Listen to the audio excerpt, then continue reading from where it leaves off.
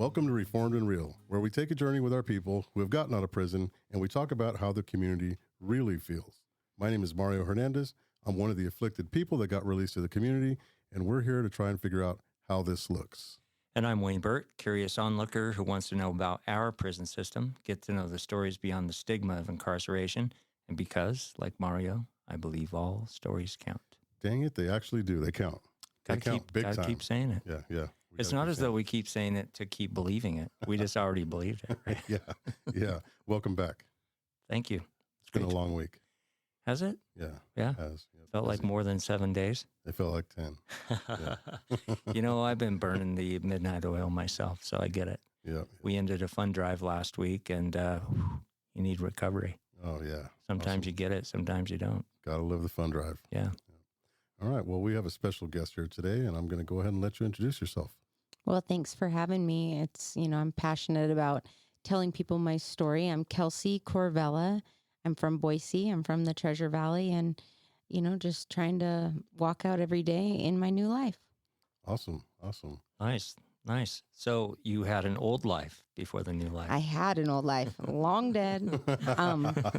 So 21 years ago, I went to the Boise Rescue Mission, City Light New Life program, and everything changed from there. Before then, at age 18, I got one felony, and I kept getting, this rider, that rider, this time. I just couldn't stay sober, didn't get in trouble again.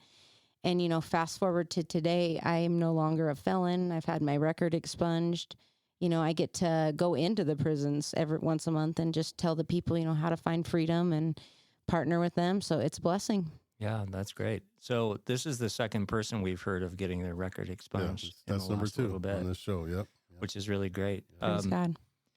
So you struggled for quite some time. Was there a lead up to you getting your first felony at 18? Yeah. So I grew up, my parents were addicted. And so with that, for me, it's been a Jesus in my heart. That's kind of how it started with me getting freedom. But I grew up just knowing that lifestyle and growing up in it. And I didn't really know any other way to live. That's how it started for me.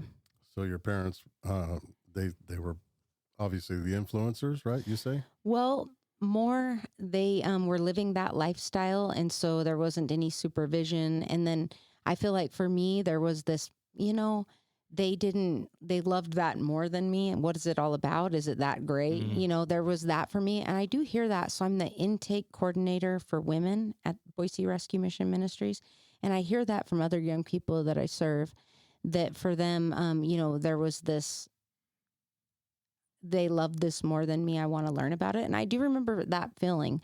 My parents are both have been in recovery longer than me now, but just growing up, that kind of edged me into that lifestyle. So that's actually kind of rare for you to be in recovery and have both your parents in recovery and successful at it. And my sister too. Oh, our whole bloodline has been completely recovered, and no one's looked back, and it's pretty phenomenal. So yeah, that's amazing. How does it usually shake out? Usually 1 or 2 people stay addicted or go to prison. What happened in our family is it's kind of the same. It was my dad, and my dad was addicted and in and out of prison up until this last year. Wow. And he just got out, I guess not last year, last month. Wow. I've got a brother in prison. I've got another brother that's he's better now. He doesn't use anymore, and a sister recovering from alcoholism. But we, that's the story, right? You see it all the time where half of the family's this and half of the family's that, right? And I think there's nothing wrong with that. It's just the way it is, but you're blessed. I'm blessed. Amen. Yeah. Not to focus on them, but were you somewhat of an inspiration to them because you started recovery before they did? Actually, I think my dad was. So when I was 18 years old, I'd just gotten in trouble. My dad was also in Ada County Jail. So anyway, they would let you have these family visits through glass back in the olden days. I'm 45 now, so this is a long time ago. I don't know how they do it now, but, and my dad was so different. He was like, I'm telling you, I read the Bible and I found out that it's real and I've been saved and you should look into it. And he just never wavered. He's been, ever since. That was 25 years ago. or more, 27 years ago. And I watched him just completely, before that, everything he said was a lie. Like I couldn't trust him. And after that, it was like he was so new that I said, you know what, I'm going to look into this. I'm just going to see what I can figure out. And so I got saved right after that. And then my mom got arrested, and she did quite a bit of time in another state. And she contacted me and said, I found Christ in here. And she's been well ever since. And that was about 25 years ago. And my sister as well followed after that as well. And I did the New Life program at City Light, and she did the Chrysalis Women's Recovery Program. And, the Lord really stepped in. And when I was doing that program, God spoke to me and said that he was going to save my bloodline, and he really did. And I did a lot of, Bible research on, generational curses. And I truly believe that he answered my prayers, and we're all serving people in our own way too. So it's pretty phenomenal. Awesome. Yeah. Awesome. So do they like, you communicate with them? Do they live here in Boise? Oh, I yeah. guess is what I'm saying. Yeah, we're all really, really close. We all live I saw here. your mom here. Yeah, There's your yeah. mom. We spend a lot of time together. My mom and my sister live in Cuna, and I live in Meridian. My dad lives in Boise, but we're extremely close. And it's miracles. It's pretty awesome. So Yeah, you're very blessed. very blessed. And I want to add a little bit of luck on top of that too. Yeah, it's been really a miracles. Yeah. Ultimately, a tight-knit family. Yeah, we're really close. It's pretty fun. Do you use each other, that might not be the right word, but as resources to keep each other strong, to keep focused on the day by day, all that stuff? Definitely. We all talk every day. We're really close. I have kiddos. I have 3. My sister doesn't have any, but we're all very involved with grandkids / kiddos, nieces, nephews. And so, we're very close. We talk every day, and we definitely spur each other on. My dad is extremely spiritual, and so am I. And especially the two of us, we're very, I'm every day trying to, work in ministry. I'm also the children's program director. So I work with the kids at the mission. And, my dad really helps me, just grow in Christ. That iron sharpens iron. And my sister and my mom too, but my dad is kind of the spiritual backbone, I would say. So you found redemption inside of jail, right? Yes. Actually, I got saved. It's crazy. I had never heard about Christ before my dad was talking about that. Like I had heard about like baby Jesus in the manger, but nobody had ever approached me with the gospel, but we were unapproachable as a family, I would say, especially me. I was very, what's the word? Kind of a loner and had my own vibe going on. But so that happened with my dad. And then I got out right after that and was on probation. And I wandered into a random church, like right up here, actually, right behind here. Oh. And I sat up in the pews at the top of, and I'd had a crazy weekend before that. It was Sunday, and I'm like, I got to figure out what's going on. I can't live like this. And I walked into this random church, and I sat into the balcony of the church, and the pastor stopped halfway through his sermon, and he said, I don't know where you're at in here or what's going on, but I cannot continue till you come get saved. And I'm like, oh, whoa, that's not happening. I'm not going down there. I was like a little raver kid. I'm in my furry pants. I'm like, no, we're good. And so I just kind of sat there and minded my own business, but I could feel like the Holy Spirit just propelling me down. And I came down and they laid hands on me. This was like I'm not sure what kind of church it was, but I felt like the most crazy experience. Like all the angels singing, like I was lifted off the ground. Like it was this really wild experience. And I said, okay, this is real. I don't know what that means for me. I don't know anything about what that means. And I still didn't really get clean at that point. I did some more time and stuff like that. I actually got baptized at PWCC, which was a very unique experience. Pocatello Women's Correctional Center. And it was a journey for me, but then I heard about the New Life program at City Light. And I said, that's what I need. I need to really understand the Bible. So what it is for an entire year, and it can take more than a year, but for a minimum of a year, you're set apart from everything. You don't work, you don't have a cell phone, you don't use nicotine products, you don't have any romantic relationships, you have no outside relationships other than family and healthy friends, I guess. And you just focus on you, and you unpack the entire New Testament and a lot of the Old Testament, and everything you read, you write a summary and an application on what it meant. And it really taught me what I needed to know. And then there's really in-depth recovery work that goes alongside it. But the thing that I loved the most about the New Life program is it's service-based. So you don't work in the community. All your needs are provided, but you are serving the folks in our emergency shelter. We have 500 guests every night. And so you're mopping the floors, you're cooking the meals, you're praying for guests. And there was such a heart shift in me because there's no thank you, especially for the programmers. You're not even allowed to talk to the guests. You're kind of set apart servants. And I noticed a shift in me because I was the most selfish person and like very self-preservation and like just all the things that I'd gone through. I was very like worried about me. And so it really took me outside of myself, and that it was just such a gift. And then your rescue family, this family that you receive that will never leave you nor forsake you, but will call you on your crap every day, just this accountability team that's around you and this love that you find in the rescue family. And I guess that's what really helped me stay. I've never gone back. I've never had any trouble since. I got my gold seal like 18 years ago. But, the Lord he really used that one felony. I never got in trouble again and everything, but he just was like, I can help you, and he used it to like get me clean because I nearly killed myself, and anyway, that's, I guess, how it went down. So gold seal is when you finish your commitment to Idaho Department of Corrections. Yes, which God bless the Idaho Department of Corrections. I absolutely love them. I'm grateful to be able to pay tax dollars to the IDOC. I'm absolutely the biggest advocate of the IDOC. I think the Lord uses it every day, and I think they do a phenomenal job. We hear this. Yeah. We hear this. That's a thing enough to begin to believe it. Yeah, they truly care. I think that's kind of the, I don't want to call it a complaint, but I think I try to bring people that understanding.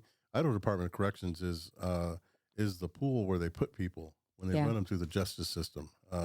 And they have no control over, how many people go there. Absolutely. They're supposed to be caretakers. And over the recent past, we all know that they have taken the helm of change. Absolutely, trying to they help have. people get better. And we're witnesses to that. Yeah, it's a different environment for sure. Yeah. So I would say God really used it because I don't think if I wouldn't have had that person saying, okay, this is the alternative, I don't think I would have understood how destructive my lifestyle was, and they have made a shift. I mean, there's a lot of respect there, but praise God, they're protecting the community. That's number one, and we do need that. They needed to protect the community from me at the time as well. But they also, and in the way they do it is so beautiful as well, because it starts with, here's your punishment. You're kind of in this really bad place, and then you work your way towards release. And there's a lot of respect, but there is a lot of accountability, and there is a lot of, I don't want to have to come back here again. It's not supposed to be fun, and they just do a really beautiful job, and the staff is phenomenal. A lot of people don't see it while they're there, but it's a gift, and it was truly a gift. So yeah, not an easy balance to maintain, but they seem to balance those elements pretty well. Yeah, they try, and there is always those situations, right? But in the end, they go back to square one, which is like they're there to serve. So. Yeah. And they're there to protect the community. Oh, yeah. And number one goal is protecting society. And the next goal is rehabilitation. And they do a really good job. Yeah, all about it. It feels like you're familiar enough with your story. I mean, everybody is, but it feels like you're somewhat familiar with telling your story. Yeah. Yeah, I get an opportunity to share a lot with my story. So with the kiddos that I serve, I've worked in, at the Rescue Mission, I worked in our emergency shelter, kids program, teen program, development, events, all kinds of stuff. So I've had an opportunity to share. And in intake, I probably share it every day because they call my cell phone and they're like, hey, I'm struggling. What do I do? And I can say, hey, you can do it. I did it. You can, So I share it a lot. So let's back to that just a little bit. So we've heard you mention the Boise Rescue Mission a bunch of times. Yeah. How did that happen and when? So that was 21 years ago that I showed up as a guest. Like I said, I'd heard about this program and I showed up. I had been released recently, like a month before or a few months before. And I was like, I need this program. I don't have what it takes. I need more. I need a sheltered environment. I need structure to help me learn the word and truly, find out how to rely on him. Because my own thinking was just not getting me where I needed to be. And so every night I left my apartment. I just left my house and checked in at the guest services every night and was like, y'all ready for me to come upstairs now to the program? And I just worked and came in every night and bothered them. And about 30 days later, they're like, your bed's ready. Come on up. And, the rest is history. So that's how that happened. So how'd you start working for them? How did that So happen? when I got done with the program, I went to college and I got my degree in graphic design and computer science. So I'm in school and I'm working in the emergency shelter, because they would let me work graves and stuff like that so I could still be in school. I was in school 8 hours a day. I was doing one of those accelerated college programs. And they let me work in the emergency shelter. I just fell in love with it. I just was like, oh, I just want to be here every day. And so when I graduated, I did some side work like that, but I just use it at the mission, anything I learned, and I've been there ever since. So cool. So, were you looking for that, or did it just? I mean, that's kind of it's a strange thing to happen, right? Because you're in graphic design, right? Well, You're that's what my degree was in, yeah. And when you were going were you like finding there was a conflict? Like, why am I here? Why am I in college? No, I enjoyed every minute of it. Okay. I enjoyed every minute of it. So what happened was when I graduated, one of the local schools said, we want to give somebody a full ride scholarship. It was $45,000 at the time to put someone through school. And they picked me and they were like, because I love art. And they're like, we think you'd be really good at this. We think it would bless you. I was young at the time, I'm like, okay. And so I sat down with the dean and the dean was like, you better do really good or I won't give another one of these away. And I was like, all right, bro. And so I had straight A's all through college and finished well, and I loved it. I loved every minute of it. I still get to use a ton of what I learn in different ways. Most people aren't. Only about half the people are in the career they went to college for.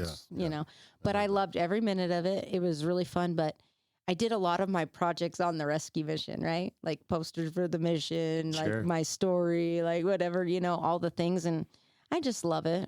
I love working at the rescue mission. So what was your first way in with the rescue mission? Guest services. I worked in our emergency shelter for about 5 years. Gotcha. And then I transitioned into kids programming after that and teen group. And then I started working in development and events and still holding on to teen group and kids, and I'm still in kids. So you found your true calling in service work, right? I love it. It's so fun. Tell me about one of your days. Like, what do you do in a day? Okay. I want to know what you do. All right. Well, so today, we'll just start with today. So I woke up and today I was running the medically fragile line. So you get that logged into your phone and anyone who we have 8 programs about, a lot of facilities, and we have a program for guests who are medically fragile. And there's a process to get into that. So I'm clocked into that and there's a whole bunch of messages over the weekend. So I was dealing with that. And today we moved our kids program building from one building to another. So we were moving all of that. And in the midst of that, I met with a new volunteer about working in the front desk, and I did that. And, that was kind of today. But every day is different at the rescue mission. And so You're never going to be bored. You like the jack of all trades sort of aspect. Yeah, I of it. do a lot of stuff. I wear a lot of hats at the mission just because I've done everything. I'm trying to give a few hats away. I'm trying to. So what did you tell your new volunteer?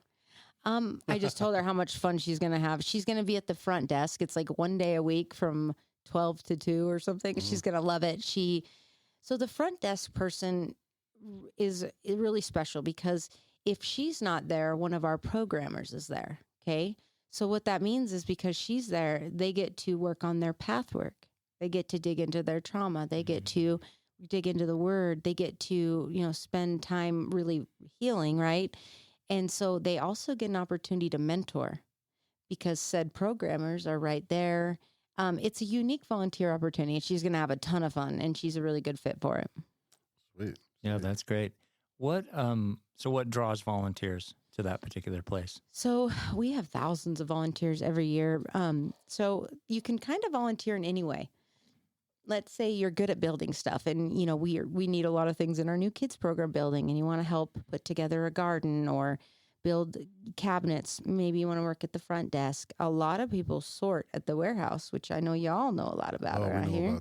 about that. So, any gift, talent, or ability that you have, we can use to serve people at the rescue mission. And so people are drawn because of the huge impact. People who graduate New Life Recovery, 83% never return to their old life, which those are insane numbers right That's there. high. People want to That's be great. in that, Also, over about half of our guests are women and kiddos. A lot of people want to serve unhoused women and kiddos and partner with them. And we've been in the community for 67 years. So, there's the results there, and people want to come down and be a part of that and alleviate any cost by doing something that, a staff member would have to do. And a lot of people are drawn to partnering with, building care packs for our kids to go back to school, or there's so many ways to partner. So it just depends on where they want to partner, I guess. There's just so many different ways. We serve veterans, a very robust veterans program. Maybe they want to donate gift cards for college road trip. We take all the teens in our shelter on a college road trip every year to a neighboring state. We tour all the local ones throughout the year. And then right now we load up in 1 week and head to Montana. So a lot of folks are donating gift cards for that right now, so they can have a meal or gas on the way. 14 teens on a long road trip through Montana. So please be praying for us. It's coming up. But we do, it just depends. I could just go on and on about all the opportunities to be involved. I have a question for you. Yeah. So, you have all this, you've been to prison, right? Because a rider is prison. Yes. I've done 2 riders and time. So that's Pocatello. Oh, so that prison and 2 riders. So prison 3 times. Yes, I have. So, after all that, and the road that you've been on, tell me, what do you do that satisfies you today? Because a part of change is living a new life. So what do you do? I do a lot of stuff. I already know. I'm just asking Yeah. you. I want you to tell my people back I here. love to travel. I love to take my family places. I love to be in the mountains. I love to hike. I love to be outside. I don't drink. I don't smoke. I don't, for me, I can't. I mean, I know people can, and I'm okay with that, but I cannot. So I do a lot of good, clean fun. I love to serve. I love to serve. I love to feed people for some reason. I love to cook a meal for somebody who is hurting. I love to really work hard at that and give them something I know they'll love. I really enjoy playing with my kids. I have a teenager and 2 littles, even at my age, and I love to spend time with them and just play with them. I love to go to concerts. I love to go to plays. I just love experiencing life and doing stuff. I love getting in my word. I love to serve at the rescue mission. I absolutely love it. I'm so blessed. I believe in every program, and I just want to, I have a lot of sins to atone for. Yeah, we all do. Yep. And it's just my pleasure to be able to serve. And it's a miracle that I'm sitting here today. It's an absolute miracle. And so anyway, I do a lot of fun stuff. I don't know. Danielle always Zest tells of me, life. No, yeah. And if for anybody that doesn't know, you're friends with Danielle Maddox. Absolutely. She works for us here. We used to know each other way back when I first got in trouble. She was getting in trouble. When you're being bad. Yeah. Fellow troublemakers. She's just the zest of life too, though. She's her spirit is beautiful, and she's always been that way. Yeah, right on. So with all that, you live a new life. Is it, can anybody get that? Because Anybody can have there's it. people out there that are listening that might be like, I tried that. It's hard. It's there though, right? It's there. It's hard work. Yeah.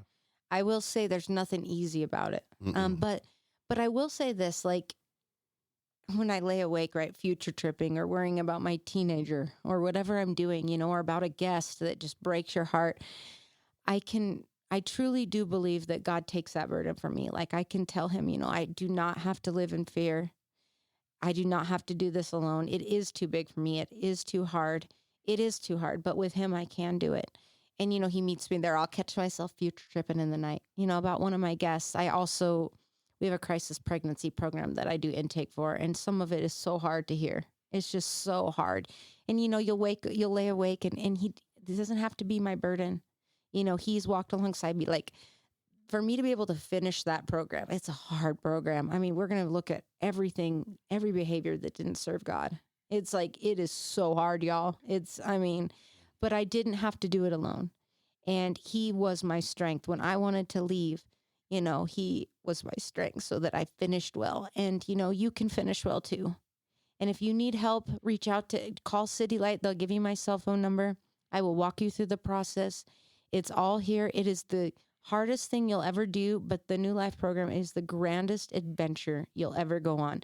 You know, every day your needs are provided by God, like tangibly, not even just like we all are, but like I remember one story in particular. So every morning at 5 a.m. when I did my program, it's not as strict now, but it's still really strict. So don't get me wrong. But at 5 a.m. Monday through Friday, we would meet and we would pray for what we needed in the house.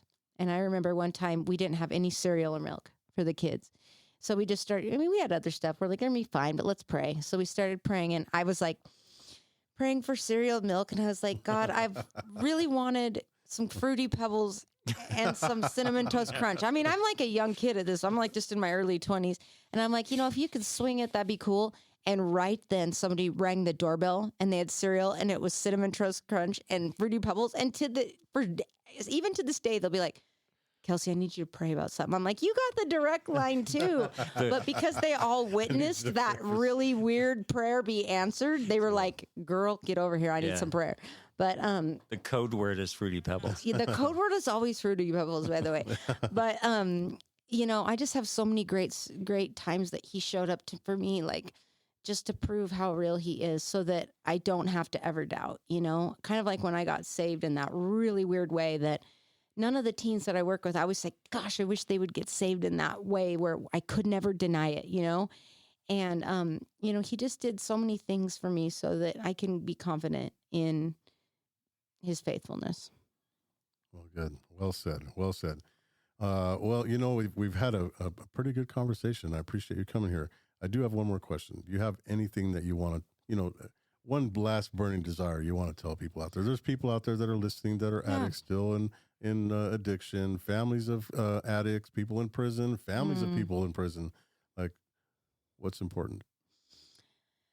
Call me at City Light. You know, if you need a meal, if you have a family member who's struggling, you know, when I go speak at the prison, I always say, we can partner with your loved ones out here too. You know, call me.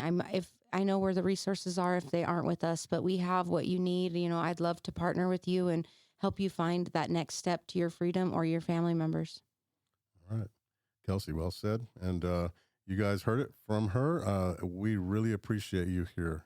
Thank you for having me. Yeah, it's been a great conversation. We've got a lot squeezed into that little 30 minutes right there. I'll say.